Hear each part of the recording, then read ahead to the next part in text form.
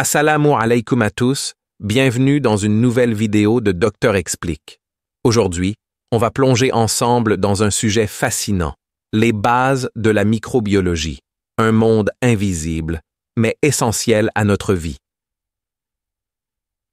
Mais d'abord, c'est quoi la microbiologie? La microbiologie, c'est l'étude des organismes microscopiques. On parle ici de bactéries, de virus, de champignons et de protozoaires. Et non, ils ne sont pas tous dangereux. La plupart sont même très utiles. Chez l'humain, par exemple, on a ce qu'on appelle une microbiote normale. Elle nous aide à digérer les aliments. Chez les plantes, certaines bactéries fixent l'azote dans le sol. Et chez les animaux, elles aident à digérer la cellulose. Les micro-organismes jouent aussi un rôle important dans l'industrie. Fabrication de yaourts, antibiotiques, vaccins. Comment classer tous ces micro-organismes? On les classe selon certaines caractéristiques. Pour les bactéries, on utilise la coloration de Gram pour les distinguer en deux groupes, Gram positive, Gram négative. Les virus, eux, sont classés selon leur génome, ADN ou ARN, simple brin ou double brin. Les champignons, enfin, se divisent en moisissures, qui sont multicellulaires, levures, qui sont unicellulaires. Et la classification biologique?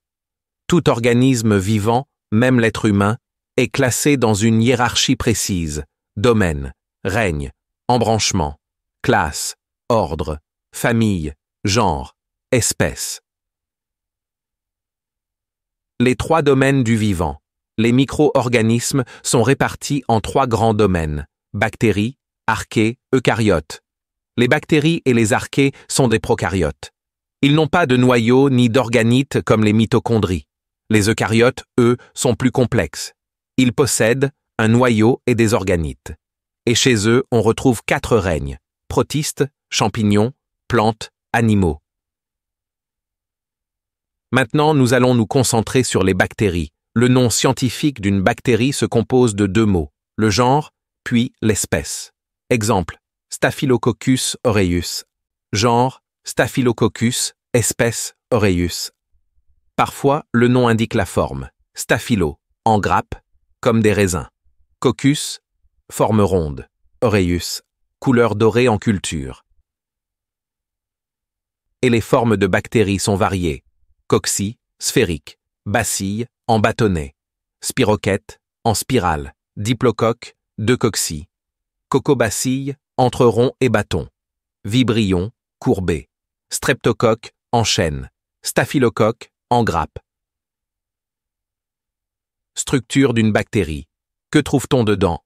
Une bactérie contient une membrane cellulaire, du cytoplasme, du matériel génétique, ADN, et parfois une paroi cellulaire qui la protège, des flagelles pour bouger, des pili pour se fixer, des plasmides qui sont des morceaux d'ADN supplémentaires, un glycocalyx sous forme de capsule ou de couche mucoïde, des porines pour faire entrer certaines molécules.